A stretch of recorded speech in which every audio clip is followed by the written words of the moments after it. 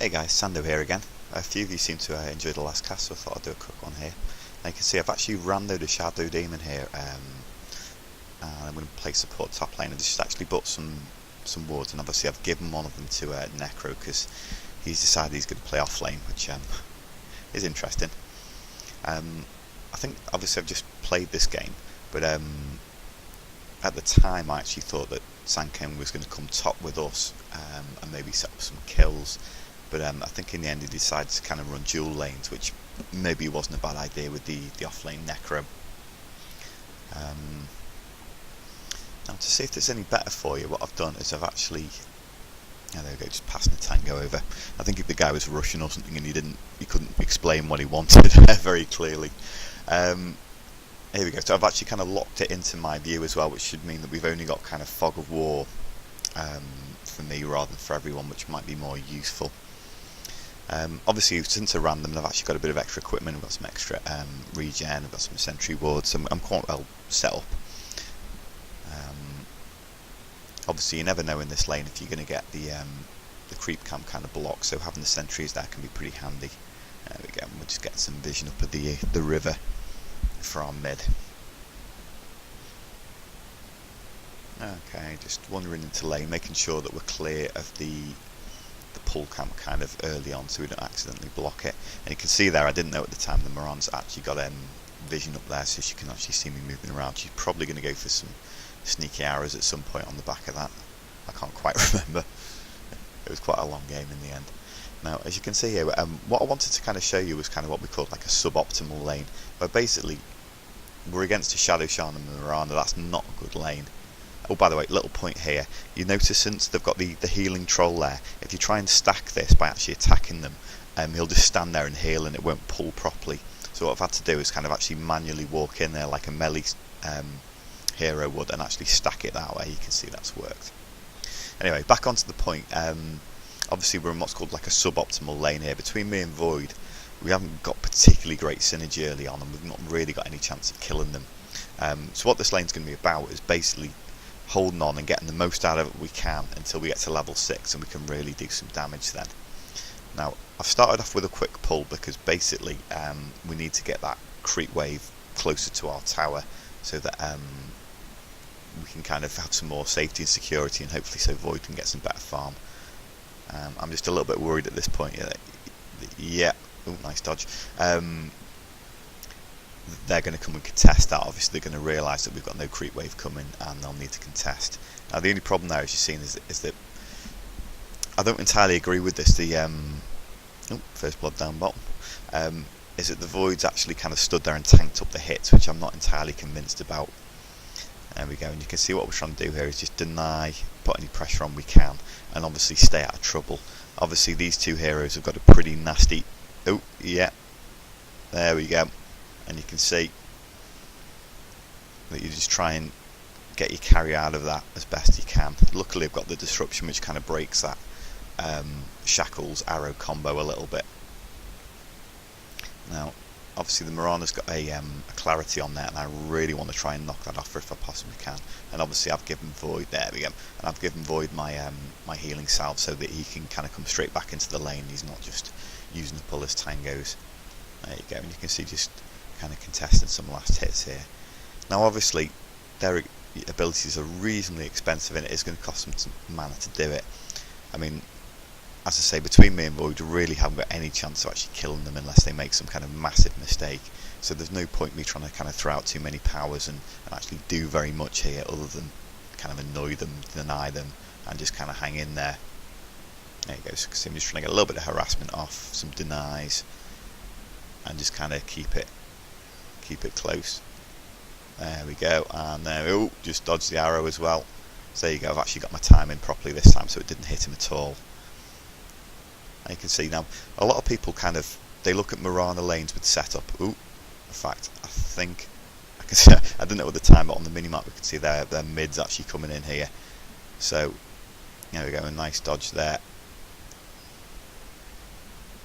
Okay, but luckily the arrow's already used, so we can really kind of give them a tough time here. And again, using that to kind of dodge the damage there that would have killed me. Now I've actually given my carry a shout here and basically said, dude, I'm out. Obviously, I haven't got anything to kind of help him with. I've got to head back to the fountain. I really haven't got any choice. Which isn't kind of great early on, but we did pretty well there to actually avoid either of us dying. We nearly actually got a kill on the Pugna thanks to the Soul Catcher, which really does a lot of extra damage. Unfortunately, with the haste ring, there's no way we could kind of lock him down and actually keep him in tower range. But you can see though that kind of bottom looks like it's going okay. Obviously, they've been doing all right down there. Neither me or the carries died yet, and considering that lane, we're actually doing pretty well. Okay, and obviously, hopefully, with Pugna roaming around, that's giving our Tinker some time to get his farming and kind of be effective. There we go, and I'm just heading back to lane now. Obviously, even when you TP, if you've got someone like Mirana on the other side, you need to be aware of the arrows. That if she sees a TP coming in, she'll be thinking easy hit. So if you can, try and TP so she can't actually even see you arriving. That way you can't, get an arrow in the face the second you get there. Now, to be honest, I made a slight blunder. I bought the Flying Courier a couple of minutes ago, but I should really have actually bought some extra regen and stuff at that point, because we haven't got any health, I don't think, in the lane between us. Maybe a Tango that I gave Void, I don't know, maybe that's about it. But I think to a point the Shadow Shaman's obviously roamed mid. He's got a bit fed up with the fact that he's not been able to kill us, and and obviously he's evaded the ward sometimes, or Tinker's not being very aware. I wasn't actually looking to kind of check. There we go. And as you can see, even when you've got a short range hero like this and you're trying to harass a Mirana, it's kind of difficult, because there we go, I'm actually going to use a little bit of mana just to try and actually get rid of her for a bit. I think the thing is, you see, when you've got a full mana pool, if it's completely full, you're not actually getting any benefit from your regen at all. I think this is a bit where I find out about this ward. Oh dear. And I'm furiously trying to get away, but unfortunately there's so much lockdown there that there's not a chance. And obviously my carry can't do anything to help me either. That's kind of my own bad. I wasn't paying enough attention. I should really have dodged that arrow. It wasn't that good. But these things happen. We're not pro. Okay, just having a little look around bottom lane while that's going on. And I think this time I've kind of seen a bit of sense and gone, you know what? It's about 6.5 minutes into the game. We need to get some more wards up. Now, obviously, because I have had no assists, I've got very few last hits and very little farm all in all. I haven't been able to get my boots yet, which isn't ideal, but that is the way it goes sometimes. Oh, nice kill at the bottom. Nice to turn that around. And sometimes if you've got to delay your boots, you've got to delay your boots. That's kind of what happens. It's not ideal, but in terms of the team having vision, that's much more important than my own kind of equipment at this point. I think we're actually going to hit the 10-minute limit on Bandicam soon, so I don't know if I'll lose there. I'm actually going for a slightly unconventional ward placements here, because I'm getting a bit concerned about the amount of pressure that they're managing to put on the Void.